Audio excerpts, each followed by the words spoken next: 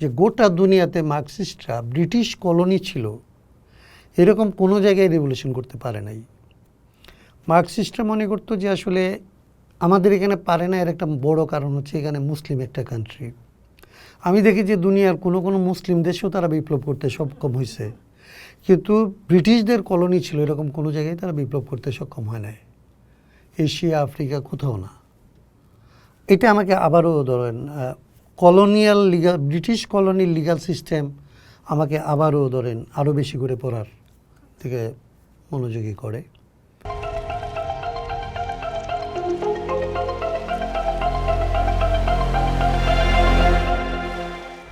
বাইনারির বাইরে পডকাস্টে আজকে আমাদের অতিথি রাষ্ট্র সংস্কার আন্দোলনের প্রধান সমন্বয়ক অ্যাডভোকেট হাসনাত কাইয়ুম। কাইয়ুম ভাই, আপনাকে শুভেচ্ছা জানাই। ধন্যবাদ। বাংলাদেশে সাম্প্রতিককালে চিন্তার যে প্রবাহ তৈরি হয়েছে, সেখানে আপনার নেতৃত্ব, শ্রম আর চিন্তার একটা বিরাট ভূমিকা আছে। তো আজকে আমরা আপনার ভাবনা, অভিজ্ঞতা আর ভবিষ্যৎ পরিকল্পনা সবকিছু নিয়ে আলাপ করব। প্রথমেই আমি যেটা জানতে চাই সেটা হচ্ছে যে ধরেন আপনার রাজনীতির বয়স আর বাংলাদেশের বয়স প্রায় সমান। তো এই বহু দিনের এই রাজনৈতিক অভিজ্ঞতা, আপনি দীর্ঘদিন বাম রাজনীতির সাথে যুক্ত ছিলেন। আবার ধরেন আমরা গত ১.৫ দশক ধরে দেখতেছি আপনি রাষ্ট্রচিন্তা, রাষ্ট্র সংস্কার আন্দোলন, মানে রাষ্ট্র বিনির্মাণের কথা বলতেছেন।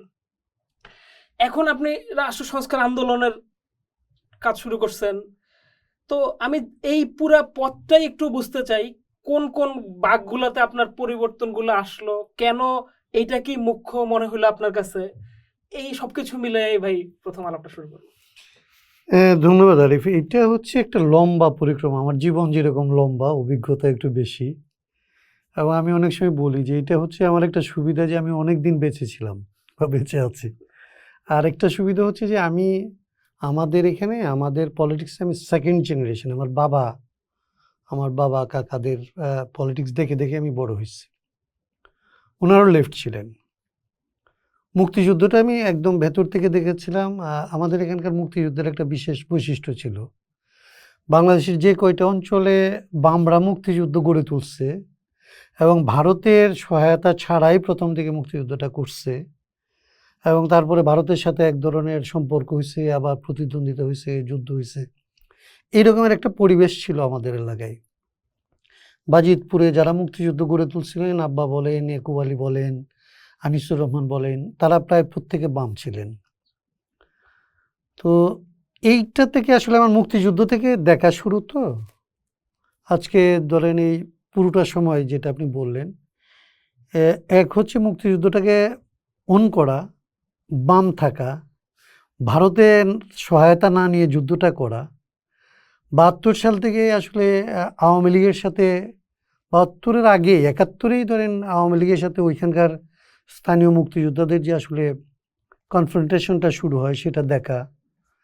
৭২-এর পরে বামদের উপরে প্রথম দিকে জয় করার জন্য আওয়ামী লীগের চেষ্টা, এবং সেটা না হওয়ার পর থেকে ৭৩ থেকে আবারও যে আসলে মুক্তিযুদ্ধের মতো আরেকটা যুদ্ধ। আমাদের এখানে আমরা বলি যে আমাদের বাপ চাচারা বলতেন যে আমাদের যুদ্ধ ৭১-এ শেষ হয় নাই, এটা ৭৫ পর্যন্ত আসলে টেনে নিয়ে গেছিলেন। তার মানে ৭২ থেকে ৭৫ পর্যন্ত আরেকটা পর্ব দেখা। ৭৫ থেকে এর পরের অংশটা ৭৮, তারপরে হচ্ছে আসলে সামরিক শাসন না, সামরিকদের আসলে বেসামরিক হওয়ার প্রচেষ্টা, এগুলির ভেতরে আমরা ছিলাম। স্বাভাবিকভাবে আমি অকারণেই বাম হয়েছিলাম, মানে বাম তখন যে বুঝে আমি বামপন্থী এরকম না, ডানপন্থীদের নির্যাতনই আমাকে বামপন্থী করে তুলছিল, পারিবারিক পরিবেশও এটার জন্য ছিল। কিন্তু বাম রাজনীতির দীর্ঘ চর্চা বাজিতপুর অঞ্চলের, আরেকটা আমার বাজি হচ্ছে কিশোরগঞ্জের বাজিতপুর অঞ্চলে, ওই দীর্ঘদিনের একটা বাম ঐতিহ্য আছে ওইখানকার। আপনি ত্রৈলোক্যনাথ থেকে শুরু করে, নগেন সরকার থেকে শুরু করে, অজিত রায় থেকে শুরু, এরকম মানে ব্রিটিশ বিরোধী লড়াই থেকে কমিউনিস্ট পার্টি হওয়া, কমিউনিস্ট পার্টির পরে স্বাধীন বাংলাদেশে আসলে বাম লড়াইটাকে সশস্ত্র কায়দায় আবার গণকায়দায় বিভিন্নভাবে যারা প্র্যাকটিস করার চেষ্টা করছে, তারপরে সবগুলি স্কুল ওইখানে ছিল। হকবাইদের একটা ভালো অংশ ছিল, তোহাবাইদের একটা ভালো অংশ ছিল, সিরাজ শিকদারের একটা ভালো অংশ ছিল, এবং বাংলাদেশের ন্যাপ টেপ তো ছিলই, বাসানি ন্যাপ ছিল, অর্থাৎ বাংলাদেশের যত লেফট, আমরা বলতাম যে যতবার লেফট ততক্ষণ ভাগ হইতো হলো, যে যত টুকরা হয় বাংলাদেশে তার কোনো না কোনো একটা টুকরা বাজিতপুরে আপনি পাবেনই, এরকম একটা ল্যাবরেটরির মতো ছিল। বাজিতপুর বামদের একটা ল্যাবরেটরি বলতে পারেন।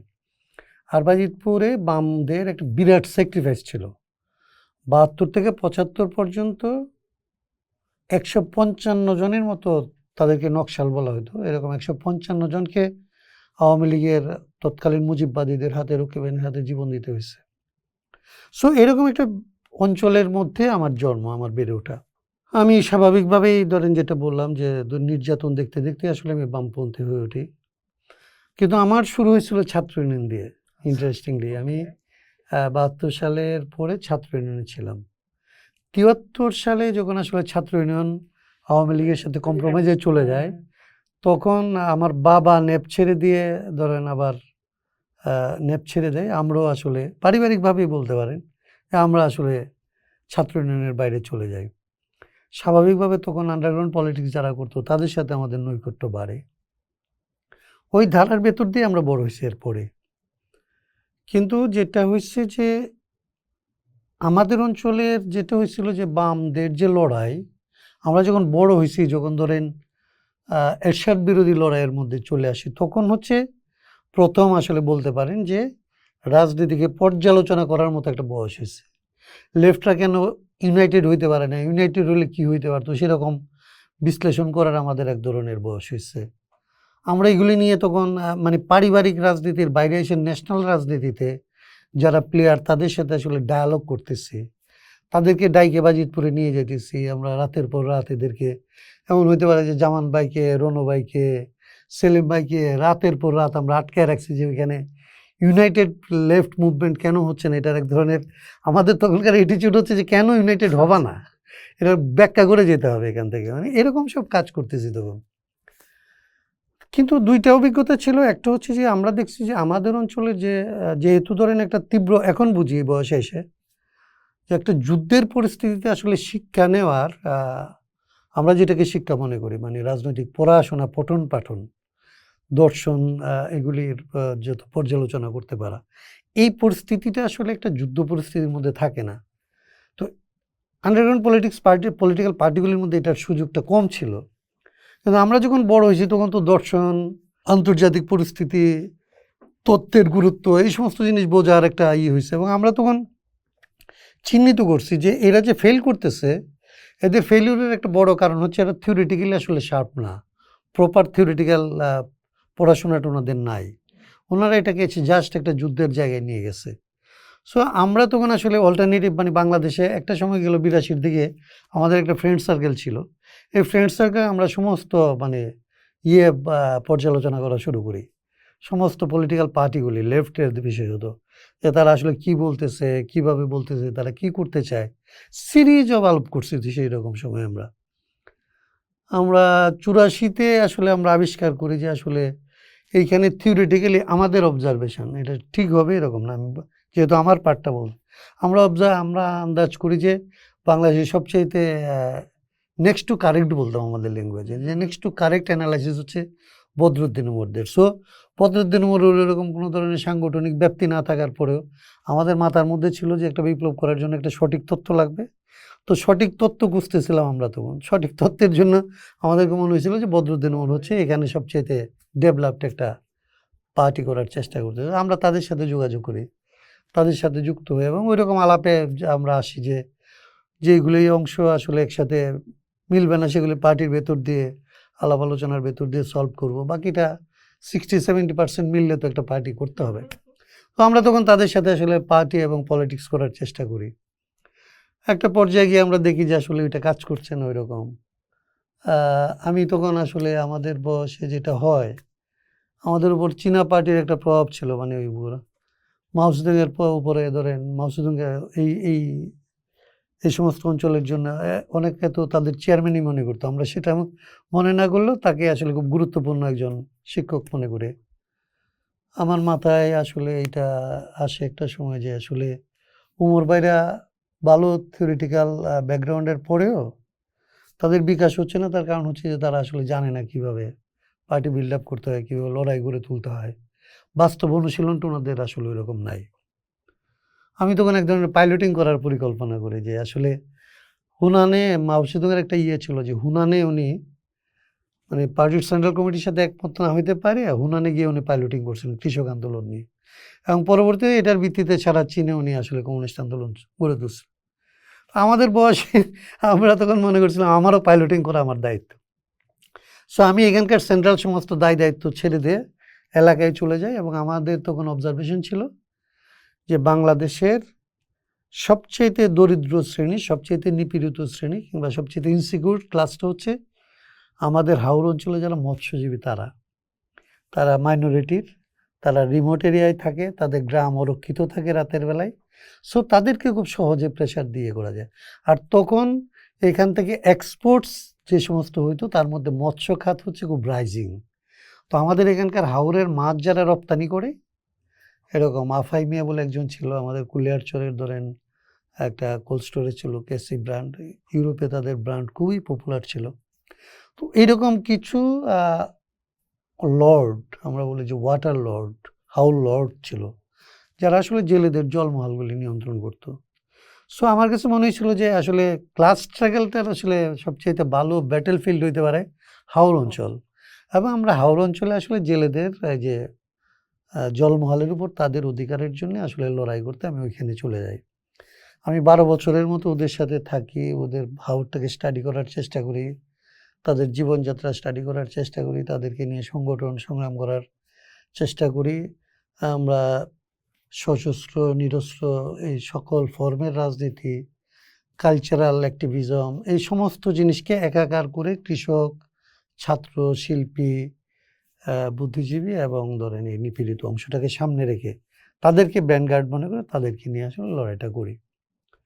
সেটার এক ধরনের একটা প্রভাব ছিল। আজকের মতো তো ধরেন ওইরকম মিডিয়া ছিল না, বাট তখনও এটার একটা ন্যাশনাল লেভেলের নিউজ মিডিয়াগুলিকে অ্যাট্রাক্ট করছিল।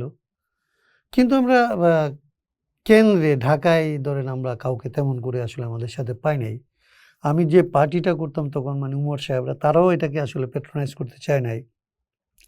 তারা মনে করছিল আমার মধ্যে এক ধরনের হিরোইজম আসছে, কিংবা আমি পপুলিস্ট লিডার হইতে গেছি, আমি ইলেকশন করতে চাই, এরকম তাদের সাথে যে সমস্ত ইস্যুতে আমার ডিবেট ছিল এগুলিকে ট্যাগিং, আপনারা আজকে যেটাকে ট্যাগিং বলেন, তখন কমিউনিস্ট পার্টিগুলি এটা খুব সহজে করতো যে আসলে ও সংশোধনবাদী হয়ে গেছে, ও সুবিধাবাদী হয়ে গেছে। সো এগুলির ভেতরে আমি এক ধরনের শিকার হই, পার্টির ভেতর থেকে বাইরে থেকে প্রচুর মামলার আসামি হই একসাথে। অনেক সময় এরকম হইতো যে একজন অ্যাডভোকেট ফ্রেন্ড ছিল আমার, শাহ আজিজ, মারা গেছে, ওর বাসার বারান্দার একটা ধরেন এরকম সোফা ছিল, এরকম আমি তো ওই সোফাতেই ঘুমাইতাম, কারণ আজকে 5টা মামলার হাজিরা দিলাম, কালকে আর 5টা মামলার হাজিরা আছে, আমার একসাথে 18টা 19টা মামলা হয়ে গেছে। সো আমাদের 40-50 জন করে হাজিরা দিতে হয়, 500 জন হাজিরা দিতে হয়, এরকম প্রচুর মামলা করলো।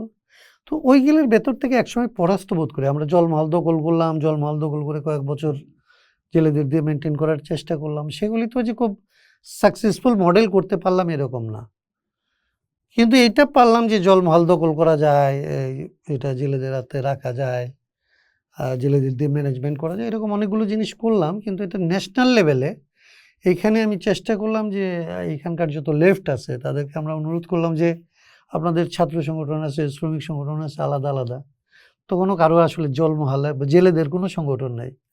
আমি জেলেদের সাথে আমি চেষ্টা করলাম যে বাংলাদেশের ইউনাইটেডলি অন্তত সবাই মিলে একটা জেলে সংগঠন করি, আমরা ইউনিটিটার একটা চেষ্টা করি।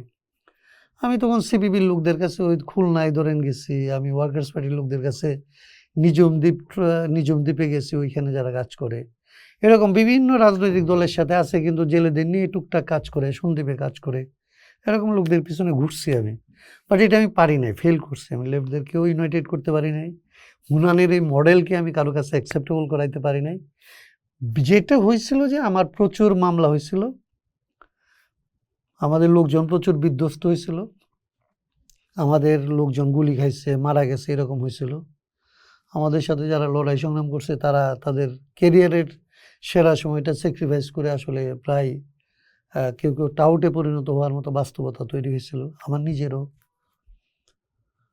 এগুলি হইতে হইতে আর্মি আমাদেরকে আসলে যখন অপারেশন ক্লিন হার্ট হয় তখন আমাদের আর্মি আমাদেরকে দৌড়ানো শুরু করে, এরকম একটা খুবই বাজে অবস্থার মধ্যে। আর সেন্ট্রালি কিছু করতে না পারার মধ্যে ধরেন আমরা শেষ পর্যন্ত আমাদের ওইখানকার লড়াইটাকে ডিসিশন নিয়ে ওইখানে আসলে স্টপ করতে বাধ্য হই যে এটা এইভাবে আর কন্টিনিউ করা যাচ্ছে না। যদি না সারা দেশে আমরা কিছু করতে পারি তাহলে একটা জায়গা দখল করে এই দখল টিকিয়ে রাখা যাবে না।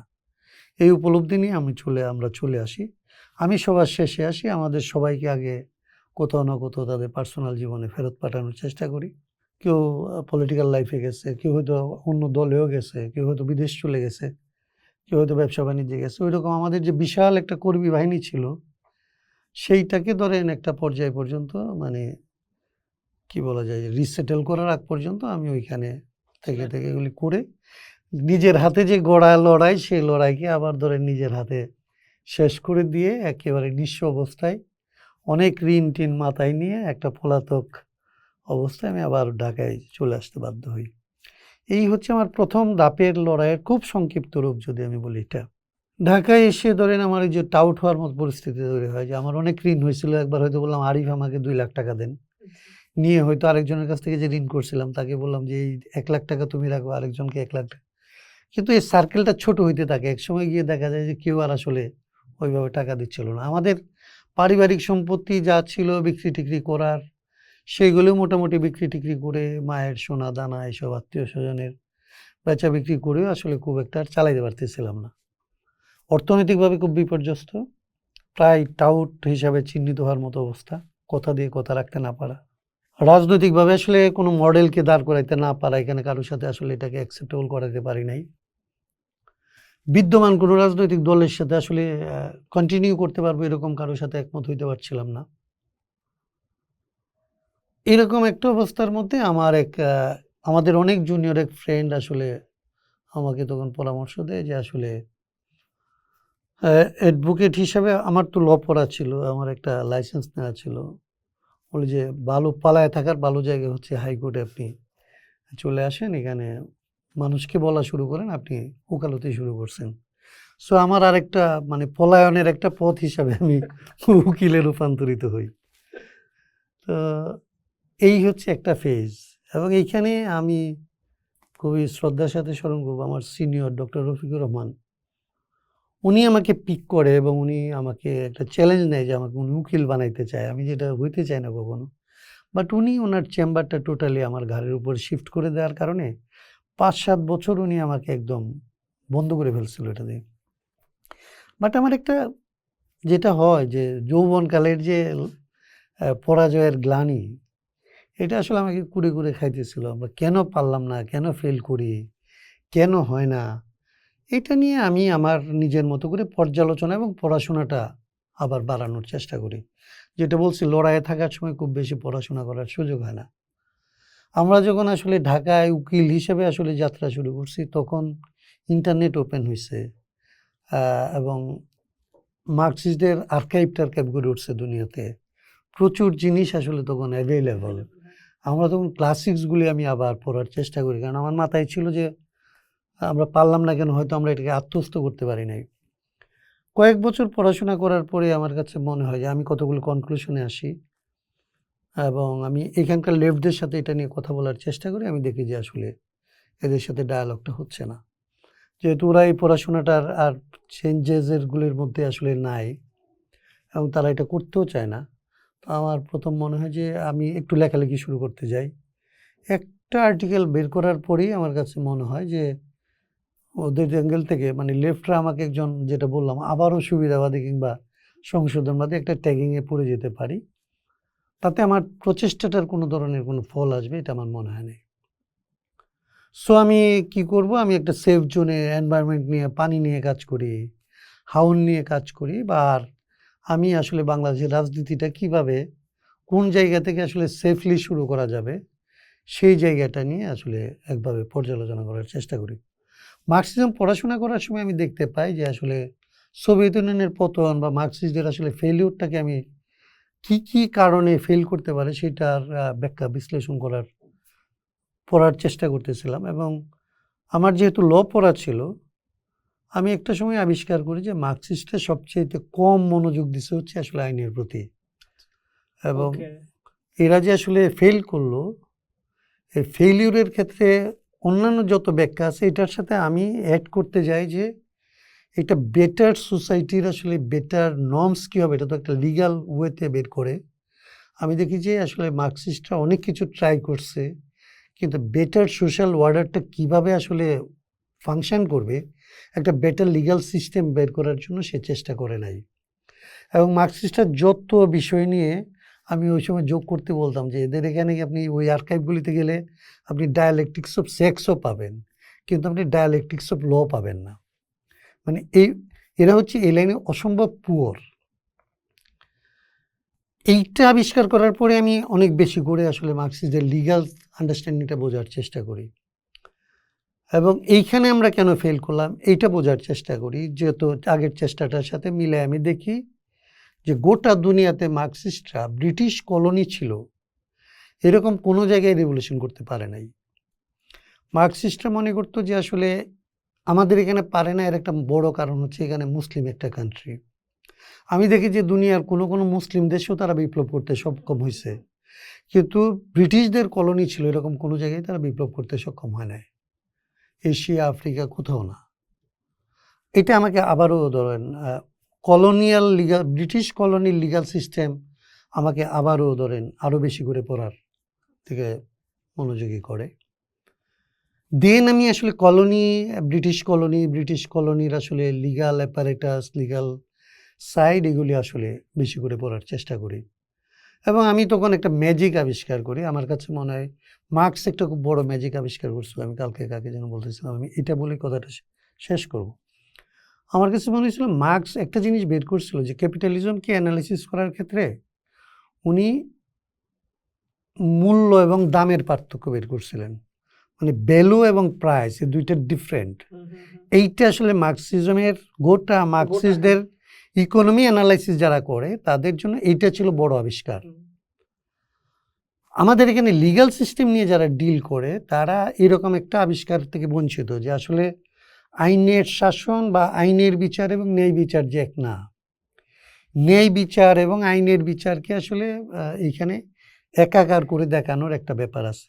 আপনি যেরকম ভ্যালুটা যেরকম সমস্ত শ্রমের কম্পাইলেশন হইল আসলে ভ্যালু, এবং এটা মার্কেটে আপনি যে দামে বিক্রি করেন এটা হচ্ছে প্রাইস। এরকম এখানে আপনার আইনের শাসন মানে বৈধতা মানেই যে ন্যায় না, ন্যায় যে আলাদা জিনিস এবং বিচার যে আলাদা জিনিস, আইনের বিচার যে ন্যায় বিচার নাও হইতে পারে, এইটুকু অ্যানালাইসিস এখানকার লিগ্যাল সিস্টেম নিয়ে কেউ করে নাই।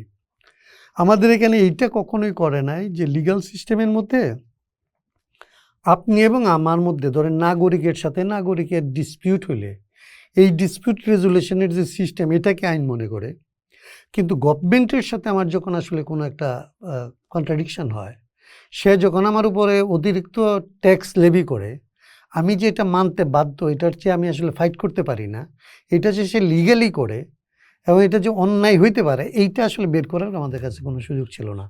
আমরা আইন বলতেই বুঝছি কেবলমাত্র মানে পার্সোনাল ল যেগুলি, মানে নাগরিকের সাথে নাগরিকের যে কনফ্লিক্ট রেজুলেশন এটাকে আমরা মনে করছি আইন।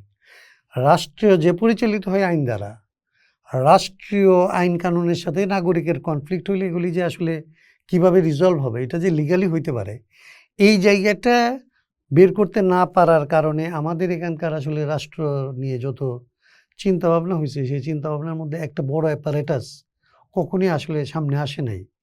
সবসময় এখানে মার্কসিস্টরা যেহেতু গুরুত্ব বহন করতো বা তারা গুরুত্বপূর্ণ জায়গাটাই ছিল অ্যানালাইসিসে, তারা দুইটা জিনিসকে দিয়ে অ্যানালাইসিস করার চেষ্টা করতো, একটা হচ্ছে ইকোনমি আর একটা হচ্ছে ক্লাস। কিন্তু ব্রিটিশ কলোনি যে আসলে কলোনিয়াল রুলটা কন্টিনিউ করার ক্ষেত্রে যে সে আসলে আইনটাকে ব্যবহার করছে তার এক্সপ্লয়টেশনের টুল হিসাবে, এইটা আসলে মার্কসিস্টরা লক্ষ্য করে নাই।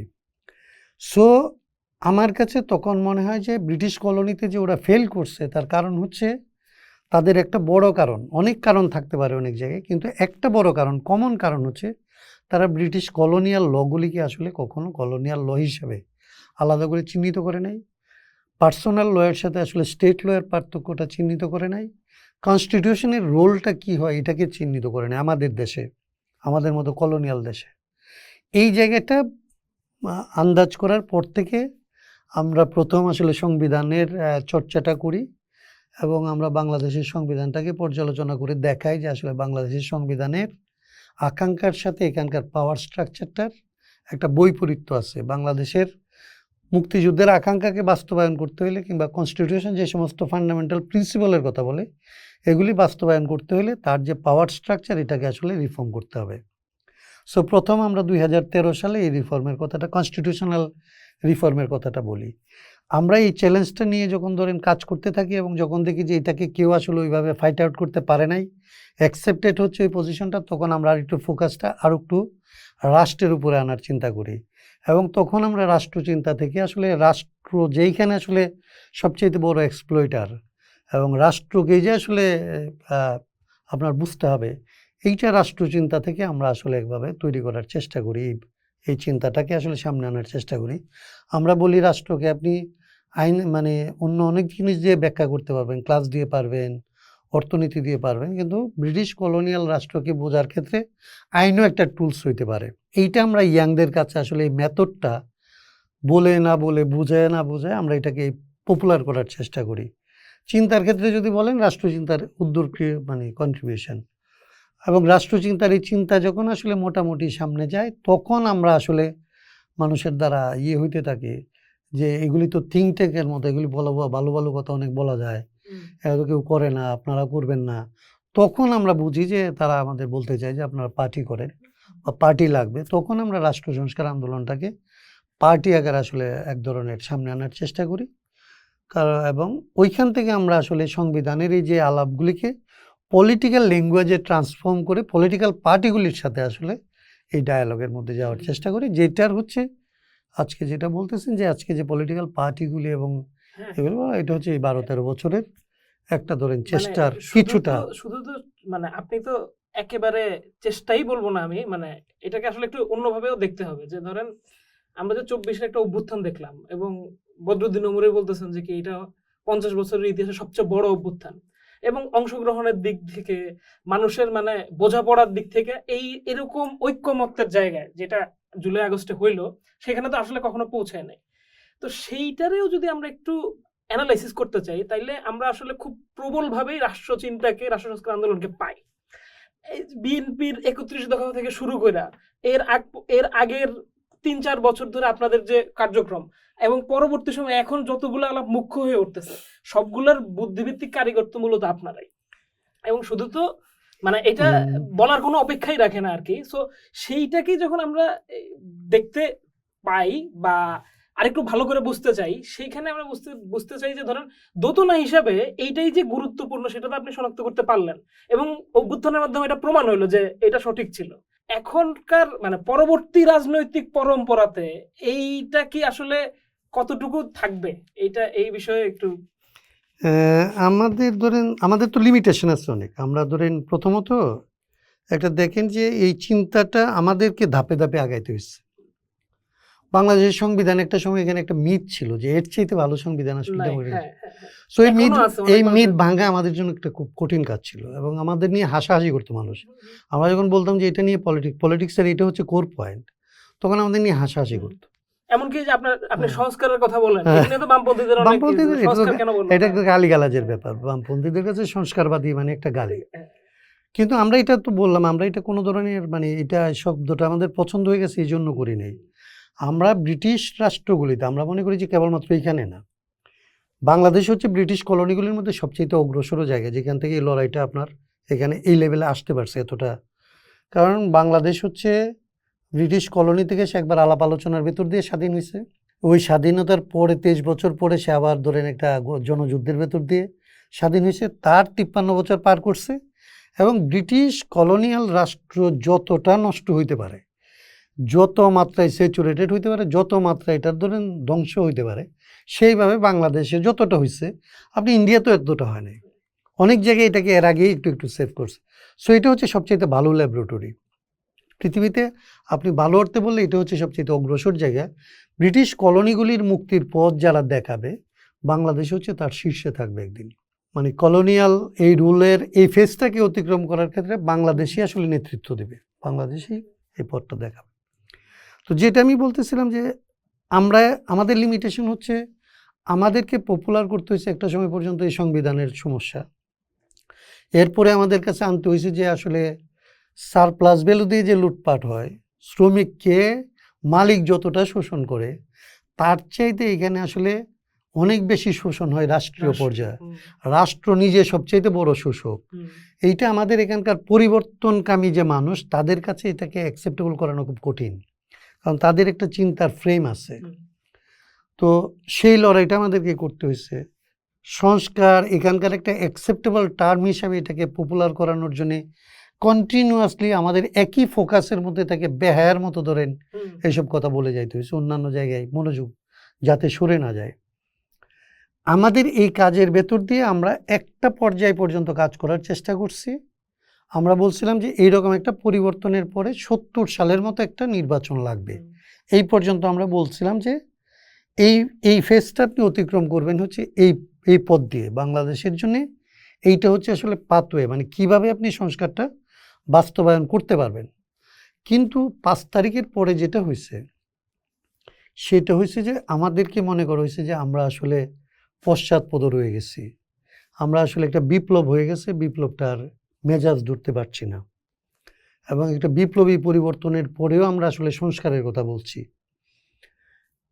এই সমস্ত কারণে প্রথমত এইটার একটা আলাপ করব আমি, ধরেন এক মিনিট। কিন্তু যেটা হয়েছে, আমি যেটা বলতে চাই যে আমাদের দুর্বলতা, এটা অন্যদের উপর আমি দিতে যাচ্ছি না, আমাদের দুর্বলতা হচ্ছে সংস্কার লাগবে এই কথাটার উপর আমরা যতটা ফোকাস করতে পারছি তখন পর্যন্ত, সংস্কার কিভাবে হবে এই তর্কটা তখন প্রাসঙ্গিক করতে পারি নাই। কারণ মানুষ বিশ্বাস যখন করতেছে না যে সংস্কার লাগবে, তখন আপনি কিভাবে করবেন এটা, এই আলাপটা হচ্ছে আসলে গাড়ির আগে ঘোড়া জুতে দেওয়ার মতো। এটা করা যায় না। যেহেতু আমরা এটা করতে পারি নাই, যখন আসলে সবাই মিলে বুঝছে যে সংস্কার লাগবে, তখন হঠাৎ করে সে আসলে কিভাবে সংস্কার হবে, সংস্কারের রাজনীতিটা কি, সেটাকে সে আসলে চিহ্নিত করতে পারে নাই। চিহ্নিত করতে না পারার কারণে বহু ধরনের আসলে দিক বিদিক ছুটছে মানুষ, এবং এত দ্রুত যে আমাদের সমাজের মধ্যে হতাশা তৈরি হইলো, আমাদের ব্যানগার্ডরা যে ধরেন আসলে বিচ্ছিন্ন হয়ে পড়লো, কিংবা তারা যে আসলে তাদের মধ্যে যে হতাশা তৈরি হলো, বিভাজন তৈরি হলো, এটার একটা বড় কারণ আমরা সংস্কার পর্যন্ত ধরেন একটা জিনিসকে যদ্দূর পপুলার করতে পারছিলাম। রাষ্ট্রের কোন কোন জায়গায় সংস্কার লাগবে, আপনি যেটা বলতেছেন আজকে যে আলাপগুলি হচ্ছে, প্রত্যেকে যে আলাপটা করতে পারে তার কারণ হচ্ছে তার সামনে পেপারও একটা আমাদের আছে, আলাপটা আছে। কিন্তু কোন পথে করতে হবে এই আলাপটা তো আমরা ওইভাবে করতে পারি নাই, তাদের কাছে এটা পৌঁছাইতে পারি নাই।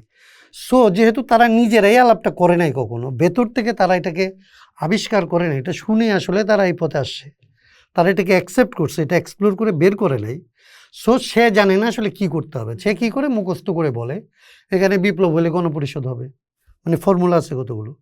আমি বলি যে বাংলাদেশের একটা ইউনিক ক্যারেক্টার আছে, এক একটা ওই যে নির্দিষ্ট বাস্তবতার যে নির্দিষ্ট সমাধান লাগে, এইটা মুখস্থপনার মধ্যে তো এটা থাকে না। তো এই বাস্তবতাটাকে আসলে উপলব্ধি করতে না পারার কারণে, এবং আমরা এটাকে জোরালোভাবে তুলতে না পারার কারণে আমরা আসলে ওনাদেরকে হেল্প করতে পারি নাই। এইটার কেবলমাত্র 2টা জিনিস আমি আপনাকে বলি যে কি হয়। আমরা যেমন এটা মিনমিন করে বলার চেষ্টা করছি যে ভাই আপনি একটা অভ্যুত্থান করছেন, একটা অভ্যুত্থানে আপনার সমস্ত রাজনৈতিক দল, মানে যেটাকে ফেসিবাদ বলে, আমরা এটার ফেসিবাদ বলি না, মাফিয়াতন্ত্র বলি, যে হাসিনার মাফিয়া সরকারকে উৎখাতে আপনি এইখানে আওয়ামীপন্থীদের বাইরে আর বাকি সবাই আপনার সাথে ছিল, সবাই আপনার স্টেক হোল্ডার। তো সেই সব স্টেক হোল্ডার যে আসলে কোনো একটা দলের পেছনে ঐক্যবদ্ধ হইল না, অদলীয় ছাত্রদের পেছনে যে ঐক্যবদ্ধ হইতে চাইলো, তার মানে হচ্ছে যে সে দলগুলির প্রতি তার একটা অনাস্থা আছে। সে অদলীয় ছাত্র যারা আসলে, এবার আরেকটা নতুন ঘটনা তো ঘটলো আমাদের ইতিহাসে, আমরা যেটা জানি না, প্রতিবার ইতিহাস আমাদের তো এরকম বীরদেরকে উপহার দিচ্ছে। আমি বলি যেমন ধরেন সূর্য সেন যখন আসলে চিটংয়ে কিংবা ক্ষুদিরামরা যখন এই লড়াইটা করছে, ভগৎ সিংরা যখন লড়াইটা করছে, তখন এটা নিশ্চিত হয়ে গেছে যে আসলে এইখানে আর ব্রিটিশ টিকতে পারছে না। এইখানে যখন আসলে নূর হোসেন রাস্তায় দাঁড়ায় গেছে এবং এই শহীদকে আপনি যখন পাইছেন, তখন আপনি জানেন যে আসলে এইখানে এরশাদ আর টিকছে না। আপনি যখন আবু সাইদকে পাইছেন, যে আসলে বন্দুকের সামনে বন্দুক নিয়ে না, লাঠি নিয়ে না, সে আসলে বুক নিয়ে যে দাঁড়ায়, এই শহীদকে আপনি যখন পাইছেন, তখন আপনি অন্য মাত্রা পাইছেন, যে এখানে আসলে আবু সাইদের আর অভাব হয় না। তো এইরকম এইটা যখন হয়েছে তখন আমি নিশ্চিত এটাও জানি যে হাসিনা না এবং হাসিনা তন্ত্র এখানে আর থাকবে না। এটাকে শেষ করেই আসলে এই আবু সাইদদের জিনিসটা আসলে সফল হবে, এটা নিশ্চিত। কিন্তু এইটাকে যখন আপনি বিপ্লব মনে করেন, বিপ্লবের সাথে অভ্যুত্থানের পার্থক্য, অন্যান্য ফর্মের কথা বাদ দেন, ইন এসেন্স বিপ্লব হচ্ছে কোনো একটা বিপ্লবী পার্টি করে, বিপ্লবের একটা মতাদর্শ আসলে সমাজের মধ্যে প্রিভেল করে, এবং এটা প্রিভেল করার কারণে একটা পার্টি অপরাপর পার্টিকে দমন করে সে আসলে বিপ্লবী শক্তি হিসেবে কর্তৃত্ব করে। অভ্যুত্থানের সময় আসলে এটা না, অভ্যুত্থানের সময় হচ্ছে সহযোগিতার ব্যাপার। দমন করার চাইতে আপনি তার সাথে আসলে ইউনাইটেড হন, ঐক্যবদ্ধ হন, তাকে নিয়ে যদ্দূর সম্ভব তাকে আগে নিয়ে যেতে চান, আপনি তাকে আসলে অবহেলা করতে পারেন না। অবহেলা করলে ঐক্যটাই ফাটল ধরে, বিভাজন হয়, অন্য যারা পরাস্ত হয়েছিল তাদের বিভিন্ন শক্তি তখন অ্যাক্ট করার জন্য আসলে এই ফাটলগুলিকে ব্যবহার করতে পারে। আমরা এটা বুঝাইতে পারি নাই যে, আমরা এটা বারবার বলছি, আমার প্রথম দিকের কথা যদি 5 তারিখের পরের কথাগুলি যদি লক্ষ্য করেন, তখন আমাদেরকে অনেকে সংশোধনবাদী কিংবা ওই অর্থে মানে আমরা কম অগ্রসর হইতে চাই এরকম মনে করছে। তো আমরা তখন বলছি যে এটা এই ওয়াক্ত আপনার বেশিক্ষণ থাকবে না, এইটা আসলে আমি ওরকম বলছি এটা মাগরিবের ওয়াক্ত, খুব দ্রুত কাজা হয়ে যাবে, আসর থেকে মাগরিবের মতো, এটা এশা থেকে তাহাজ্জুদ পর্যন্ত না। এইটা একটা মানে আপনার মেজাজের মধ্যে আপনি সময়টাকে বুঝতে পারা, কত দূর সময়, আপনার কম্পোনেন্টগুলিকে বুঝতে পারা যে এরা কত দূর পর্যন্ত যাইতে রাজি আছে। তৃতীয় হচ্ছে যে আপনি ইউনাইটেড থাকতেছেন কিভাবে, মানে পলিটিক্যাল পার্টি হিসাবে না, আপনি পলিটিক্যাল পার্টির বাইরে একটা জায়গায় থেকে পলিটিক্যাল পার্টিগুলিকে লিড করতেছেন। আপনি যদি আসলে পলিটিক্যাল পার্টিতে রূপান্তরিত হন তখন আপনি প্রতিদ্বন্দ্বিতায় আসেন। তো এই জায়গাগুলিকে আমরা মিস করছি, মিস করার কারণে আমরা এটা বুঝাইতে পারি নাই। সহযোগিতার রাজনীতি মানে সংস্কারের রাজনীতি যে সহযোগিতার রাজনীতি, আর বিপ্লবের রাজনীতি যে আসলে পরাস্ত করার রাজনীতি, প্রতিদ্বন্দ্বিতার রাজনীতি, এই রাজনৈতিক পার্থক্যটা আমরা ঠিকমতো সমাজে এস্টাবলিশ করতে না পারার কারণে অনেক দূর আমাদের হাতছাড়া যেটা হইলো এটাই কারণে হয়েছে। এখনো পর্যন্ত এই 6 মাস 9 মাস 1 বছর আমরা যা হারাইছি, তারপরেও যদি আমরা এটা এখনো উপলব্ধি যদি করি যে আসলে এই ফেজটা হচ্ছে আমাদের সহযোগিতার ফেজ, তাইলে আমরা যুদ্ধ অর্জন করব। প্রতিদ্বন্দ্বিতার ফেজ মনে করে যদি আমরা আগাই, এটা এটুকুও পারবো না। এই হচ্ছে আমাদের। আচ্ছা, আমি মানে আগের আলাপ থেকে একটা প্রশ্নটা নেই, সেটা হইতেছে যে আপনি প্রায়ই বলেন এই জিনিসটা যে বাংলাদেশে গণতান্ত্রিক সংকটের সবচেয়ে বড় সমস্যাটা হচ্ছে 72 সংবিধান, এবং এই যে 70 অনুচ্ছেদ, নির্বাহী শাখার অতিরিক্ত ক্ষমতা, এরকম অনেকগুলো জায়গার কথা বললেন। মানে এজ এ হোল এই 72 সংবিধান নিয়ে যদি আমাদেরকে একটু ইয়া করেন আর কি, যে কি বোঝাটা দরকার আসলে 72 নিয়ে। মূলত হচ্ছে 72 সংবিধানের মানে আমাদের দেশের সংবিধান আর দুনিয়ার অন্য দেশের সংবিধান এরকম না। দেখবেন যে আমাদের অনেকে অনেক কথা বলে, আমাদের এখানে সংবিধান শুরু হলো তো আসলে শাসনতন্ত্র হিসাবে, গুড গভর্ন। আমাদের এখানে এটা শুরু হলো ব্রিটিশরা 1858 সালে, 57তে সিপাহী বিদ্রোহের পরে কোম্পানির হাত থেকে ক্ষমতাটা পার্লামেন্ট নিয়ে এসে প্রথম কি বলে ভারত শাসন আইন করলো। ভারত শাসন আইন আপনি মনে করেন, ভারত শাসন আইন করে তারপরে সে কী করলো, 1861তে সে আসলে ভারতীয় কাউন্সিল অ্যাক্ট করলো। মানে ভারত থেকে কাউন্সিলররা কিভাবে হবে, মানে আমরা যাদেরকে এমপি মানে ভোটের প্রতিনিধি কিভাবে হবে, এই ভারত শাসন আইন এবং এই যে councillor act, Indian councillor act, এই দুইটা এভলিউশনারি প্রসেসে আস্তে আস্তে 1935-এর সংবিধান আসে। এটা ঢাউস। আমাদের অনেকে বলে না যে সংবিধানে তো বড় লাগে কেন, এটা তো আমেরিকার তো এরকম। আমাদের এখানে তো হচ্ছে আসলে আমাদের শাসনটা কিভাবে হবে, পার্লামেন্ট কীরকম হবে, পার্লামেন্টে কী পাওয়ার থাকবে, বাজেট কিভাবে হবে, আপনার আসলে অ্যাডমিনিস্ট্রেশনের আসলে কর্তৃত্ব কী থাকবে, এই জায়গাগুলি প্রত্যেকটা হচ্ছে ভারত শাসনের এক ধরনের একটা প্রক্রিয়া থেকে হয়েছে। এবং আমাদের এখানকার ইন্টারেস্টিং জায়গাগুলি যেগুলি আপনি কলোনিয়াল রাষ্ট্রে যেটা মিস করে যায় আমাদের এখানে, আমাদের মানুষেরা তর্ক যখন করে ওয়েস্টমিনিস্টার সিস্টেম ধরে সে মনে করে ব্রিটিশ কায়দাই বোধহয় এখানে দেশটা চলে, কিন্তু ব্রিটিশ চলে ব্রিটিশের নিজের কায়দায়, ব্রিটিশের কলোনি চলে তার কলোনি চালানোর কায়দায়। এইখানে দেখবেন যে আসলে ভারতে যে সংসদ লাগবে এটা ঠিক করতেছে তো এখানকার ভারতীয় আমলারা। আমলাতন্ত্র তো এখানকার সংসদ তো আমলাতন্ত্র তৈরি করতেছে না, আমলারা তৈরি করতেছে আসলে সংসদ, গভর্নর ঠিক করতেছে যে সংসদ কতদিন চলবে, গভর্নর ঠিক করতেছে যে এখানে বাজেটে কত দূর পর্যন্ত কথা বলা যাবে, ইন্ডিয়ান কাউন্সিল এক ঠিক করতেছে ভোটার কারা হবে, কত দূর আপনি ট্যাক্স পেয়ার হইলে ভোটার হইতে পারবেন, কত দূর শিক্ষিত হইলে আপনি ভোটার হবেন, হিন্দুদের ভোট হিন্দুরা দিবে, মুসলমানের ভোট মুসলমানরা দিবে, অ্যাংলো ইন্ডিয়ানদের ভোট অ্যাংলো ইন্ডিয়ানরা দেবে। এইভাবে আপনি যে সাম্প্রদায়িকতা দেখেন, সাম্প্রদায়িকতা শুধু তো মাত্র একটা সাংস্কৃতিক ব্যাপার না, ও তো রাজনীতির মধ্যে যখন আসলে ইহজাগতিক একটা বিষয়কে, পাওয়ারের ব্যাপারকে যখন সে ঠিক করছে যে মুসলমান প্রতিনিধির ভোটে মুসলমান প্রতিনিধি হবে, হিন্দুর ভোটে হিন্দু প্রতিনিধি হবে, তো আপনি তো সাম্প্রদায়িকতা রাষ্ট্রের মধ্যে ওইখানে ঢুকাইছেন। সেই জায়গাগুলিকে দেখতে না পারার কারণে এইখানকার সংবিধানকে ধরেন পাওয়ারের জায়গা দিয়ে না দেখে, যারা আসলে ইডিওলজির জায়গা দিয়ে দেখে, পলিটিক্যাল এখানকার যত পলিটিক্যাল টুলস যেটা সবগুলো এখানে সংবিধানে আসছে। কারণ হচ্ছে 47-35 যে সংবিধান, এই সংবিধানের অধীনেই ধরেন এখানে প্রথম নির্বাচন হয়েছে, 26 মানে ভারতীয় সংবিধানের অধীনে তো এখানে নির্বাচন হয়েছে, প্রদেশ হয়েছে, প্রাদেশিক সভার নির্বাচন হয়েছে, 46 নির্বাচন হয়েছে। 46 নির্বাচনের পরে আপনি ঠিক করছেন পাকিস্তানের জন্য একটা সংবিধান লাগবে, আপনি ওই ধারায় সংবিধান বানাইছেন, ভারত ওই ধারায় সংবিধান বানাইছে, ওই ধারায় আপনি বাংলাদেশের সংবিধান বানাইছেন। তার মানে আপনি পাওয়ারের এই সমস্ত জিনিসগুলি সংবিধানের মধ্যে অন্তর্ভুক্ত করছেন, এবং এখানে আপনি অন্তর্ভুক্ত করছেন হচ্ছে ব্রিটিশের এইখানে বড় লাটের হাতে সমস্ত ক্ষমতা ছিল, মানে গভর্নর জেনারেলের কাছে সমস্ত পাওয়ার ছিল। পাকিস্তানও আসলে সমস্ত পাওয়ারটা কোথায় সেন্টার্ড হবে, প্রেসিডেন্ট পদে না প্রাইম মিনিস্টার পদে, এইটাই ছিল পাকিস্তানের ক্রাইসিস। এবং এটাকে আসলে প্রেসিডেন্ট পদে মানে একেবারে আইয়ুব খান পর্যন্ত এসে ধরেন, ওই বিতর্কটা লম্বা তর্কটা করলাম না, এইটা ধরেন প্রেসিডেন্ট পদে এটা কেন্দ্রীভূত করা হয়েছে। 72 সালের পরে এই প্রেসিডেন্টের ক্ষমতাটা আরেকটু বাড়ায় প্রধানমন্ত্রীর কাছে করেন। তাইলে এই যে ক্ষমতা, মানে আপনি বিচার বিভাগের লোক আপনি নিয়োগ করবেন, আপনি পার্লামেন্টকে আপনি পরিচালনা করবেন, আমলাদেরকে আপনি পরিচালনা করবেন, দুর্নীতি দমন সংস্থাকে আপনি পরিচালনা করবেন, মানবাধিকারও আপনি পরিচালনা করবেন, সংসদীয় কমিটিগুলি আপনি পরিচালনা করবেন। এই যে সমস্ত ক্ষমতাটা হচ্ছে এক কেন্দ্রের মধ্যে রাখা, এইটার সাথে হচ্ছে এখানকার মানুষের দীর্ঘদিনের আকাঙ্ক্ষার পার্থক্য। মানুষের এই আকাঙ্ক্ষাটাকে গণতান্ত্রিক ভাষা দেওয়ার দায়িত্ব ছিল রাজনৈতিক দলগুলির।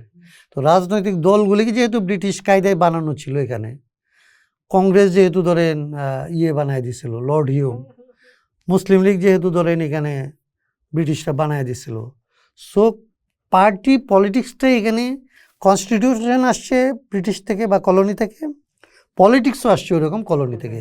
এর বাইরে থেকে দুইটা পলিটিক্স আসছে যেগুলি হচ্ছে এখানকার সাথে কোনোভাবেই খাপ খায় না। কমিউনিস্টরা একটা পলিটিক্স আনছে, পলিটিক্যাল পার্টি আনছে, পলিটিক্যাল পার্টি স্ট্রাকচার সে বাইরে থেকে আমদানি করছে। ইসলামিস্টরা একটা পার্টি আনছে এবং পার্টি স্ট্রাকচার সে বাইরে থেকে আমদানি করছে। সো এইখানকার পলিটিক্স, এখানকার পলিটিক্যাল পার্টি, এখানকার রাষ্ট্র, এখানকার রাষ্ট্রের পাওয়ার, এইগুলির সাথে জনগণের যে মর্মগত যে পার্থক্য, তার আকাঙ্ক্ষার মধ্যে যে স্বাধীনতা এবং শক্তির আকাঙ্ক্ষা, সেইটাকে পলিটিক্যাল ভাষা দেওয়ার জন্য এখানে কেউ কাজই করে নাই। ভাই, অভ্যুত্থানের পরে সংস্কার কমিশনের অনেকগুলো বৈঠকে তো আপনারা দেখলাম, আবার ধরেন ঐক্যমত কমিশনের সাথে বসলেন। বাংলাদেশের যে এক্সিস্টিং পলিটিক্যাল পার্টিগুলা, তাদের মধ্যে কি চিন্তা ভাবনার বা মানসিকতার কোনো গুণগত পরিবর্তন দেখতে পান? যে এত বড় একটা অভ্যুত্থান হয়ে গেল, এই যে বিকেন্দ্রীকরণের ভাবনা বা ধরেন এই যে সংস্কারের আলাপগুলা, অভিজ্ঞতা কি আপনার মানে সরাসরি? না, এটা মিশ্র একটা অভিজ্ঞতা আছে, একদমই আগের জায়গায় আছে পার্টিগুলি, এটা মনে করা ঠিক হবে না। কিন্তু আমি এটা প্রথমে আগে যেটা বলছিলাম যে ধরেন একটা হচ্ছে পরিবেশ আপনাকে একটা জিনিস ভাবতে বলতেছে, আরেকটা হচ্ছে একটা রাজনৈতিক দল হিসাবে আপনি আগে থেকে বাংলাদেশের সংকট নিয়ে আপনি কাজ করতেছেন, সংকটগুলি কোথায় আপনি চিহ্নিত করতেছেন, সেই সংকটগুলি থেকে কিভাবে বেরিয়ে আসা যায় এটার জন্য আপনি চিন্তা করতেছেন, এবং সেইভাবে আসলে আপনি অ্যাক্ট করতেছেন। বাংলাদেশের বেশিরভাগ রাজনৈতিক দল এটার জন্য অতটা প্রস্তুত ছিল না। কিন্তু আমরা একটা জিনিস করছিলাম, আমরা যখন গণতন্ত্র মঞ্চের মধ্যে আসলে যুক্ত হই, রাষ্ট্র সংস্কার আন্দোলনের বিশ্লেষণ পদ্ধতিটাই আসলে গণতন্ত্র মঞ্চ মৌখিকভাবে অন্তত স্বীকার করে নেয়, এবং এখানে একটা দুইটা সংগঠন এইটার সাথে একদমই ধরেন আন্তরিকভাবেই ভেতর থেকে এরকম মনে করে এরকম সংগঠনও ছিল। আমি গণসংহতি আন্দোলনের কথা বলতে পারি যে যারা বিশ্লেষণের ক্ষেত্রে আমাদের বিশ্লেষণের খুব কাছাকাছি। আবার ধরেন আমি জেএসডির কথা বলতে পারি যে এইরকম বিশ্লেষণ না, কিন্তু ঐতিহাসিকভাবে এত বিশ্লেষণে তারা ক্লিয়ার না হয়েও ইন্টেনশন দ্বারা কিন্তু কিংবা পরিস্থিতি দ্বারা 1972 সাল থেকেই প্রায় এরকম একটা পলিটিক্সের কথা তারা বলে আসতেছিল তাদের মতো করে। সো এরকম কিছু সংগঠনকে আমরা পাইছিলাম যারা হচ্ছে আমাদের এই ব্যাখ্যা বিশ্লেষণগুলিকে তাদের নিজেদের ব্যাখ্যা বিশ্লেষণের মতোই আসলে উপলব্ধি করতে পারছে, আবার অনেকে পায়নি। কিন্তু যেটা হয়েছিল গণতন্ত্র মঞ্চ ধরনের একটা স্লোগান ঠিক করছিল যে সরকার এবং শাসন ব্যবস্থার পরিবর্তন করতে হবে। এই প্রথম আমরা যেটা একমত করতে পারছিলাম মানে গণতন্ত্র মঞ্চকে, যে প্রতিবার এই সমস্ত পরিবর্তনের মধ্যে কেবল সরকার পরিবর্তন হয়, শাসন ব্যবস্থাটা অক্ষুণ্ণ থাকে। প্রতিবার একটা এক দফা এরকম হয় শেষে গিয়ে যে এক দফা এক দাবি অমুক তুই কবে যাবি। আমরা এইবার এক দফাটাকে পর্যন্ত এরকম হইতে দেই নাই। মানে বিএনপির সাথে যখন 31 দফা কিংবা তাদের সাথে যখন আমরা চূড়ান্ত মুহূর্তে এক দফায়ও গেছি, সে এক দফায় দেখবেন 5 দফা আছে, মানে সেখানে সংস্কারকে অন্তর্ভুক্ত করা হয়েছে। সো একটা আবহের মধ্যে পলিটিক্যাল অ্যাটমসফিয়ারটা এরকম তৈরি হয়েছিল যে এইবারের অভ্যুত্থান বলেন, নির্বাচন বলেন, পরিবর্তন বলেন, এটা শুধুমাত্র নির্বাচন কেন্দ্রিক একটা পরিবর্তন না, নির্বাচন প্লাস। আমরা গণতন্ত্র মঞ্চকে যখন আসলে গঠন করতে যাই, আমরা তখন তাদেরকে আসলে সহজভাবে কনভিন্স করতে পারছিলাম যে মঞ্চের এরকম একটা প্রোগ্রাম লাগবে যেটা হচ্ছে election plus, not only election. BNP কিংবা প্রচলিত সমস্ত রাজনৈতিক দলের পলিটিক্স হচ্ছে ইলেকশন, গণতন্ত্র মঞ্চকে ইলেকশন প্লাস একটা জিনিস বলতে হবে। সেইটাই হচ্ছে শাসন ব্যবস্থার পরিবর্তনের গল্প। তার মানে হচ্ছে যে কম বেশি এই আলাপগুলি ছিল, আর আমাদের সাধ্য কম, কিন্তু আমরা ধরেন এটা যেখানে যতবার সুযোগ পাইছি সেটা কন্টিনিউয়াস আমরা এটা করতে চাইছি। আর আমি তরুণ প্রজন্মকে খুব বড় কৃতিত্ব দিতে চাই। আপনি যেটা বলছিলেন আমি এটার সাথে ডিফার করি। আপনারা বলেন যে রাষ্ট্রচিন্তা লিড করছে, আমি বলি যে আমরা আসলে মানে এরকম কিছুই আবিষ্কার করি নাই। আমরা যে চিন্তাটা করতেছিলাম আরিফ, আপনাদের জেনারেশন এই চিন্তাটাই করতেছিল। আমরা এটাকে ভাষা দিয়ে আপনার সাথে যখন আসলে কমিউনিকেট করতে গেছি তখন আপনি দেখছেন যে ও yes, that is the way, এইভাবে তো আসলে আমি দেখতে চাই। আমরা যেহেতু একটা গ্রুপে কাজ করতেছিলাম সেই জন্য আপনাদের মনে হয়েছে যে আসলে আমরা আপনাদের চিন্তাটা করছি। আমি খুব পরিষ্কার করে বলতে চাই যে কোনো একটা চিন্তক গ্রুপ একা একা সে একটা খুব ভালো চিন্তা করে সমাজে এটা গ্রহণযোগ্য করাইতে পারে না। সমাজের মধ্যে এই চিন্তা তৈরি হয়, এই চিন্তার তাগিদ তৈরি হয়, এবং এই চিন্তা সে গ্রহণ করার জন্য সে যখন প্রস্তুত হয় তখনই কেবলমাত্র এই চিন্তা বিস্তারিত বিকশিত হইতে পারে। রাষ্ট্রচিন্তার চিন্তা যে আসলে সমাজে আপনাদের তরুণদেরকে আকৃষ্ট করলো, কিংবা প্রত্যেকে যে প্রায় নামে কিংবা বেনামে রাষ্ট্রচিন্তার মতো করে চিন্তা করতে থাকলো, এটা হচ্ছে সমাজের এই সময়ের চাহিদা। রাষ্ট্রচিন্তা কেবলমাত্র এখানে একটা গ্রুপ হিসেবে অ্যাক্ট করছে। আমি এর বেশি রাষ্ট্রচিন্তাকে আর কতগুলো জায়গায় গেছে ফর্মুলেট করার ক্ষেত্রে হয়তো ধরেন একটু বেশি কাজ করছে। তো সেই জায়গাটা আমি বলতে চাই যে সোসাইটির মধ্যে পার্টিজান অ্যাক্টর না, নন পার্টি অ্যাক্টরদের মধ্যে সোসাইটি নিয়ে চিন্তা করে এই পলিটিক্সকে হেট করে, কেন করে সে জানে না। এটা যে কলোনিয়াল পলিটিক্স, এটা যে দুর্বৃত্তদের পলিটিক্স কীভাবে হইলো, এটা সে হিস্ট্রি না জেনেই তার অ্যাক্ট দিয়ে সেটাকে যে ঘৃণা করে, তার বিপরীতে তো সে একটা কিছু করে। সে যখন ঘৃণা করে তখন সে একটা জিনিসকে ভালোবেসে তো ঘৃণা করে। আর ঘৃণা তো একা কিছু হইতে পারে না, একা তো আসতে পারে না, তার অন্য কোনো একটা ভালোবাসা আছে বলে সেটাকে ঘৃণা করে। তো সেই জায়গাটাকে আসলে রাষ্ট্রচিন্তা একভাবে এইখানে কিছু পরিমাণে ধরাই দিতে পারছিল, এবং সোসাইটির ভিতরে এই তাগিদটা ছিল। সেই জন্য পলিটিক্যাল পার্টিগুলি ধরেন বিএনপি যে আমাদের সাথে 31 দফায় আসতেছে রাজি হইল, যেটা এখন তারা বলে যে তারাই চিন্তা করছিল। আমি বসে বসে শুনি, আমি কারণ আমি নিজে বিশ্বাসই করি যে এটা করতেই পারে, আরেকটা দল চিন্তা করতে পারে না এরকম না। তো আমাদের তো কোনো ক্রেডিট নেওয়ার দরকার নেই, আমাদের তো ক্রেডিট নেওয়ার কোনো দরকার নেই, এটা তো আমার কিছু যায় আসে না। এবং বরং অন্য কেউ যদি অন করে যে এটা আমাদের চিন্তা, আমি তখন আসলে মনে করি যে ইয়েস, দ্যাটস দ্য ওয়ে, এটা কাজ করতেছে। সো আমাকে অনেকে বলে যে ভাই আপনি তো কোনো কথা বলেন না, এরকম বলে। আমি বলি যে না, ফাইন। আরেকজন যখন এটা মনে করে যে তার চিন্তা নিয়ে সে কাজ করতেছে তখন এটা হইতে পারে। কেউ যদি মনে করে এটা হাসনাত কাইমদের চিন্তা, তাইলে প্রথমত তাকে হাসনাত কাইমদেরকে মাইনে তারপরে কাজ করতে হবে। এটা তো আমরা চাই না, ডেমোক্রেটিক পলিটিক্স এটা না। এইটা করতে গেলে আপনি মতাদর্শিক রাজনীতির ভিতরে পড়বেন, যখন আপনি চিন্তার উপরে আপনি ব্র্যান্ডিং করতে যাবেন, মালিকানা নিতে চাইবেন, তখন আপনি বলবেন যে তুমি আমাকে আগে স্বীকার করে তারপরে রাজনীতি করবো। এটা তো ডেমোক্রেটিক পলিটিক্স না, এটা ইডিওলজিক্যাল পলিটিক্স। আমরা এটা করতে চাই না। সো আমরা কখনো এটার উপরে আসলে ওই রকমের কোনো জিনিসই দাবি করতে চাই না। আমরা যখন কেউ এটা করে এবং এটা দাবি করে, তখন আমরা ফিল করি যে ইয়াস, এটা অ্যাক্ট করতেছে। আমি যেটা বলতেছিলাম যে রাজনৈতিক দলগুলির মধ্যেও মানে প্রথম সারির নেতাদের মধ্যে না হইলেও দ্বিতীয় তৃতীয় সারির যারা আসলে জনগণের অংশ, যারা মানুষের জন্য মুক্তির জন্যই আসলে কাজ করে, যারা এত কিছু জানে না, তাদের মধ্যে কিন্তু এই জিনিসগুলির আকাঙ্ক্ষা আছে এবং এটা তারা নিজেরা চিন্তাও করে, এটা চাপও আছে দলগুলির উপর। এবং দলগুলি কিছু পরিমাণে যে এখন কথা বলে এবং তাদের যে ভাষা চেঞ্জ হয়েছে, সেইগুলি যে তারা যে ধরেন বিভিন্ন বিকেন্দ্রীকরণের কথা বলে, বিভিন্ন বিষয় নিয়ে কথা বলে, এইটার একটা কারণ হচ্ছে যে আসলে আপনাদের জেনারেশন, আপনাদের চাইতে একটু অগ্রসর জেনারেশন, তারা বোঝে না হয় সোসাইটি থেকে তারা আসলে বিচ্ছিন্ন হয়ে পড়বে। রাষ্ট্রচিন্তা থেকে বিচ্ছিন্ন হয়ে পড়লে তো তার কিছু যায় আসে না, কিন্তু সোসাইটি থেকে বিচ্ছিন্ন হয়ে পড়লে তো তার পলিটিক্স থাকে না। সো যখন আপনি এটা বলবেন রাষ্ট্রচিন্তার চিন্তা, তখন এটা ফেল করতে পারে। তো যখন আপনি বলবেন যে এটা হচ্ছে সোসাইটির ডিমান্ড, তখন এটা ফেল করার চান্স কমে যায়। আমি এটা ফেল করবে না এই জন্য। তো ভাই এখন ধরেন অভ্যুত্থানের পরে সবচেয়ে বড় সংকট যদি আমি বলি, মানে ধরেন শেখ হাসিনার রেজিমের একটা খুব কমন বিষয় ছিল মানুষ কথা বলতে পারে না। কথা যে কি প্রবল ভাবে বলতে পারে না, আমরা তো দেখলাম মোশতাক ভাই কারাগারে জীবন দিতে হইলো তারে। তো এরকম তো শত শত মোশতাক আছে, এই যে জগন্নাথ বিশ্বজিৎ একটা মেয়ে একটা টক শো করার জন্য 1 বছর ধরে জেল খাটতে হইলো, মানে ইউ নেম ইট। এবারে এখন তো নতুন বন্দোবস্ত, প্রচুর আলাপ আলোচনা হইতেছে, কিন্তু এখন আবার একটা নতুন পদ্ধতি শুরু হয়েছে না, ট্যাগিং কালচারটা, বা ধরেন এই যে মবটা। ধরেন আমরা যে আলাপটা করি যে ধরেন এই ওয়েলকামিং, যে আপনি শুরুর দিকেও বলতেছিলেন যে সবাইকে নিয়ে একটা ঐক্যের ধারণা, মানে এই ঐক্যের ধারণাটা না প্রায়শই দেখা যাচ্ছে কি যে একটা এই সংখ্যাগুরুর পছন্দের বা পপুলিস্ট যেটাকে আমরা বলি, সেইটাতে পর্যবেসিত হয়ে যেতেছে কিনা। তো এই দুইটা যে একটা আলাদা বিষয় বা এটার মাঝখানে দাঁড়ানোটা, এইটা কিভাবে হইতে পারে? আমরা গতকালও দেখলাম যে কি যে একটা মন্দিরের জায়গা নিয়ে একটা প্রতিমার খুব একটা অসম্মানজনক পরিস্থিতি তৈরি হইলো। আবার দেখলাম যে ধরেন একটা পপুলিস্ট একটা ভঙ্গিও আছে এটার ভিতরে।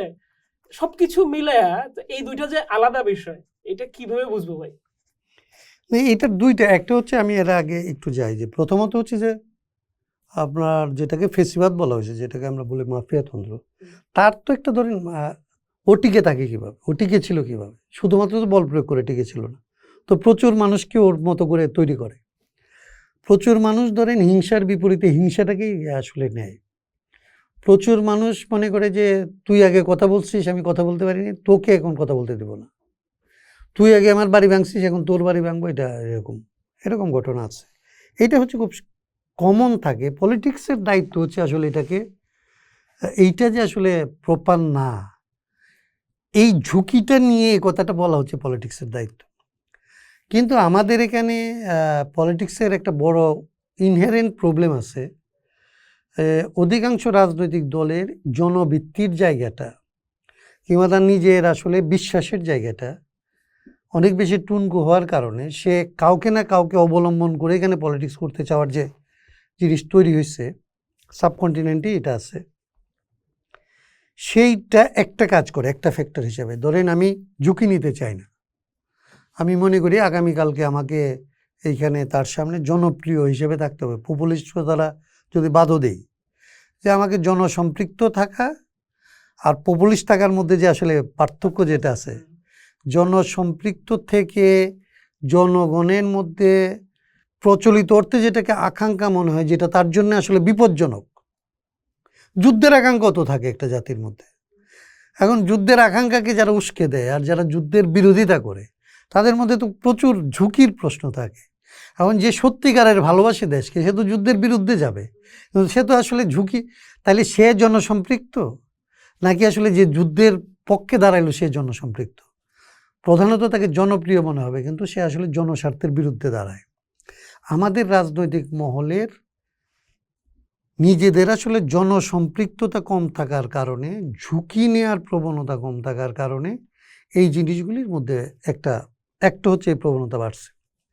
পাশের দেশ থেকে আমাদের নিজেদের আগের সরকারগুলির এক ধরনের মানে অতিরিক্ত মানে একটা সুস্থ সমাজ লাগে, তো একটা এরকম চিন্তা করার জন্য প্রথমত সামাজিক এক ধরনের সুস্থতা লাগে। তো আপনি যখন অসম্ভব বিকৃত শাসনকাল পার করেন, তার যে বিকৃতি সমাজের বিভিন্ন স্তরে ছড়ায় থাকে, এটার রেমনেন্টস, এটার রেশ অনেক দিন পর্যন্ত থাকে।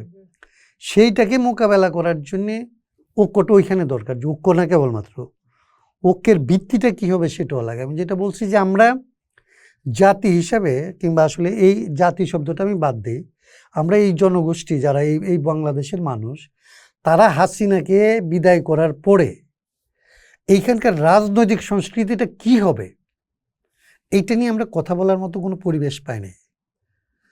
আপনি যেটা বললেন যে আমাদের যেহেতু কথা বলারই জায়গা ছিল না, তো আমরা আসলে ওই আকাঙ্ক্ষাটা কি হবে, কীরকম চর্চা আমরা করব, কীরকম রাজনৈতিক সংস্কৃতি আমরা আসলে গড়ে তুলব, কীরকম রাষ্ট্র পরিচালনার কায়দাটা আমাদের কি হবে, আমাদের আন্ডারস্ট্যান্ডিংটা কি হবে, প্রতিদ্বন্দ্বিতা, প্রতিযোগিতা এবং সম্পর্ক কোথায় কোথায় আমরা দাঁড় করাবো, এইটা নিয়ে আসলে আমরা কোনো ধরনের কাজ করতে পারি নাই।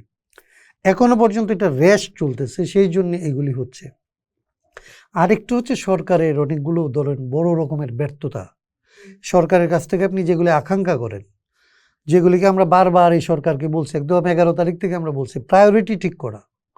সে যখন আসলে প্রায়োরিটি ঠিক করতে না পারে, আপনি যেই বিচারটা আপনার প্রথম দিনই পাওয়ার কথা, সেই বিচারটা যখন আপনি দেখেন যে আপনি এটা করতেছেন, ওইটা করতেছেন, আপনি আন্তর্জাতিক বিষয়ে গুরুত্ব দিতেছেন, আপনি করিডোর নিয়ে কথা বলতেছেন, আপনি মংলা আর বন্দরের কি হবে সেগুলি নিয়ে কথা বলতেছেন, কিন্তু আপনাকে যে আসলে গতকালকে খুন করছিল এখনো পর্যন্ত যে বা যাকে আসলে পাওয়া যায় নাই, তার আপনি না মামলা করতে দিচ্ছেন, না তারা আসলে খুঁজে বাইর করছেন।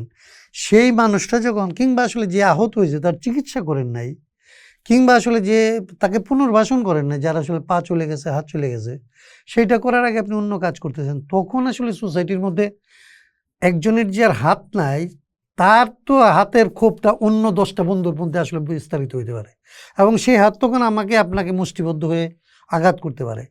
সো এইরকম অনেকগুলো জিনিস মিলায় মানে এইখানকার পরিকল্পিতভাবে রাষ্ট্র বিনির্মাণের কথা আপনি বলছিলেন প্রথম দিকে, যে একটা বিনির্মাণ, একটা রিস্ট্রাকচারিং করার সময়ের দায়িত্বটা কি হবে, এইটা সরকারে যারা বসছে তারা ঠিক করে নেয়, আমাদেরকে নিয়ে আলাপ করে ঠিক করে নেয়।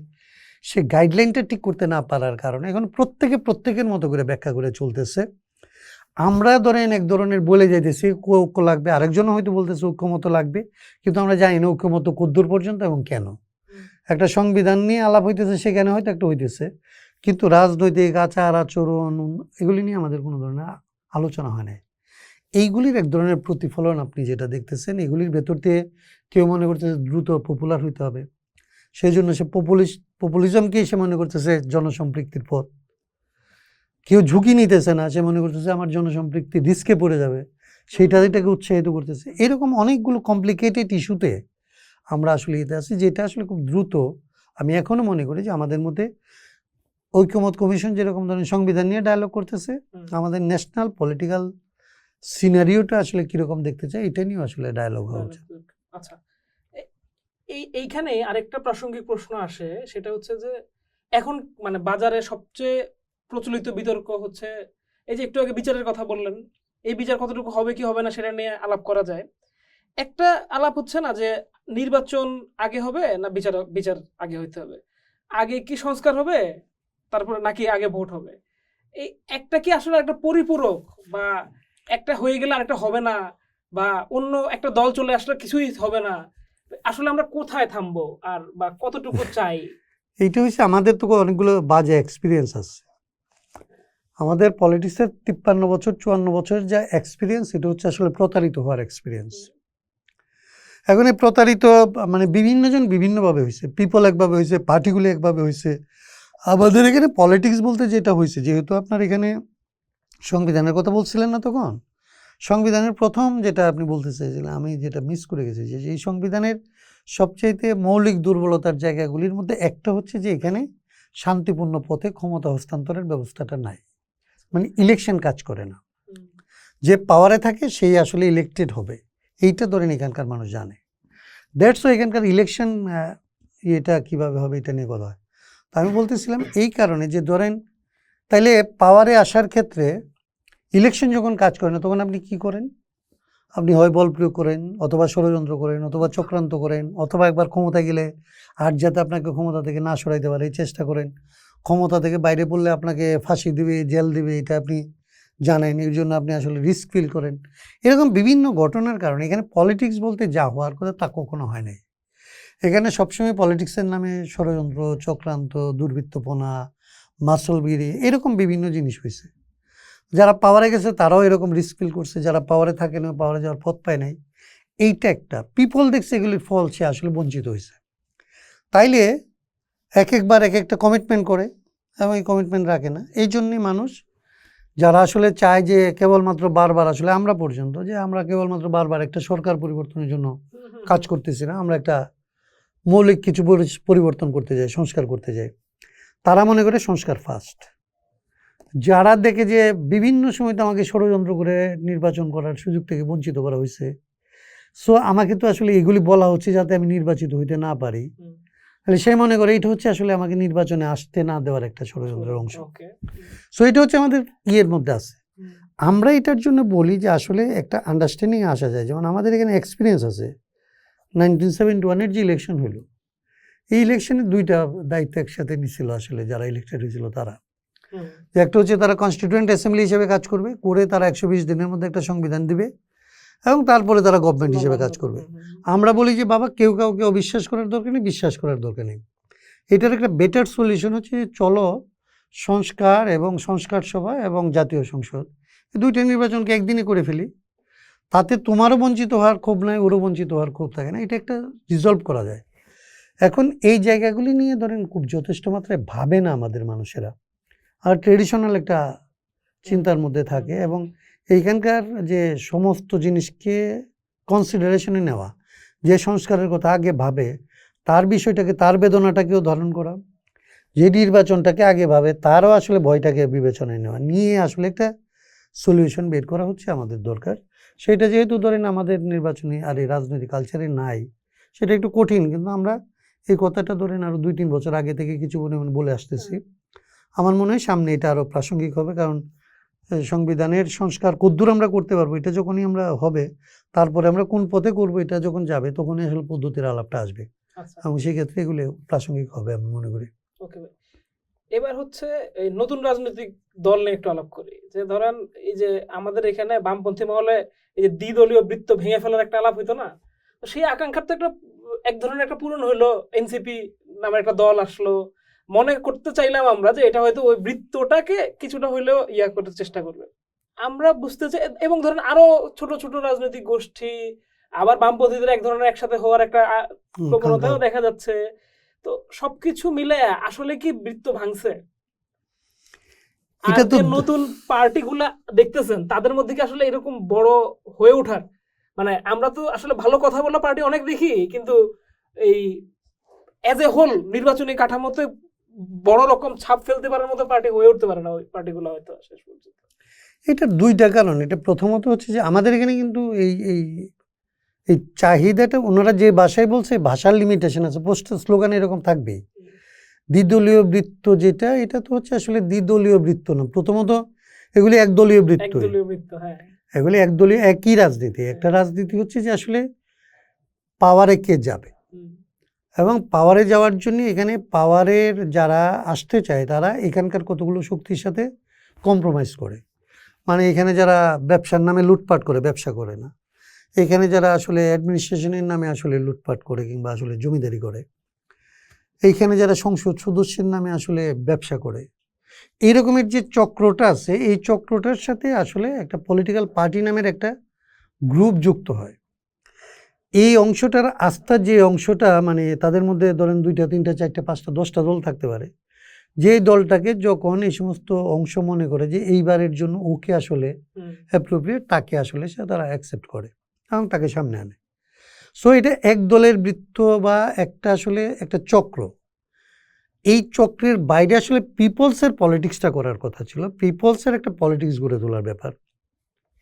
এখন পিপলসের পলিটিক্স গড়ে তোলার জন্যতে একই সংস্কৃতি, একই গ্রুপের সাথে আপোষ করে একটা দলের নাম আপনি নতুন দল রাখলেন একটা দলের ঘোষণাপত্র আপনি নতুন দলের ঘোষণাপত্র বললেন, কিন্তু আপনি সেই চোরদের সাথেই আসলে আপোষ করে সেই চোরদেরকে নিশ্চয়তা নিরাপত্তা দিচ্ছেন এবং চোররা মনে করতেছে যে আপনি তাদের জন্য আসলে সেফ, এবং আপনাকে আনলে এইবার মানুষের মধ্যে যে নতুনের আকাঙ্ক্ষা তৈরি হয়েছে সেই আকাঙ্ক্ষাকে এক ধরনের আসলে ক্যামোফ্লেজ করা সম্ভব। সেরকম হলে আপনি একটা ক্ষমতায়ও যাইতে পারেন। আপনি যেটা বললেন, আমি মনে করি যে এমনকি এনসিপি নামে কিংবা অন্য কোনো নামে একটা দল ক্ষমতায়ও যাইতে পারে, কিন্তু এইটা দিয়ে নতুন রাজনীতি বাংলাদেশে এস্টাবলিশড হলে এটা বোঝায় না। এই সমস্ত রাজনৈতিক দলের সবচেয়ে যেটা দেখবেন আপনার বাংলাদেশে এখন যে আলাপ হচ্ছে, এই আলাপের মধ্যে আমরা খুন করছে যারা, তাদের গুম করছে যারা, তাদের বিচারের কথা বলি, কিন্তু আমরা একটা ট্রাইব্যুনাল চাইতেছিলাম যে আপনারা একটা ট্রাইব্যুনাল করছেন বিচারের জন্য, ইকোনমিক ডিজাস্টারটা যারা করলো অ্যাডমিটেডলি তাদের একটা বিশেষ স্পেশাল ট্রাইব্যুনাল আপনি করেন। আপনি এফিডেভিট দিয়ে বলছেন যে 2014 সালে আপনার ছিল 5 কোটি টাকা, 2018 সালে আপনি এফিডেভিট দিয়ে বলতেছেন যে আপনার হয়েছে 250 কোটি টাকা, 2024 সালে আপনি এসে বলতেছেন আপনার হয়েছে আসলে 1200 কোটি টাকা বা 2400 কোটি টাকা। But how? এটা তো অ্যাডমিটেড যে আপনি আসলে এই চুরিটা করছেন। তো তার জন্য একটা স্পেশাল ধরেন তাকে ডাকবেন, তারপরে বিচার করবেন, একটা দীর্ঘ মধ্যে প্রক্রিয়া দিয়ে আপনি বিচার করতে করতে ওইখান থেকে ব্যাংক থেকে টাকা নিয়ে যাবে, আরেক জায়গায় নিয়ে বসবে, তারপরে আপনি বলবেন, ওইখান থেকে চলে যাওয়ার পরে বলবেন যে তার যাওয়ার উপরে নিষেধাজ্ঞা দেওয়া হলো, সম্পদ স্থানান্তরের পরে বলবেন যে সম্পদ স্থানান্তরের উপর। এই যে জিনিসগুলি হচ্ছে এটা দিয়ে মিন করে যে আপনি আসলে নতুন রাজনীতিটা করছেন না, আপনি পুরনো রাজনীতিটার একটা নতুন নাম দিচ্ছেন। তাতে দ্বিদলীয় বৃত্ত না, একদলীয় যে বৃত্ত আছে এইটাই আসলে আবারও কোনো না কোনো ফর্মে আসবে।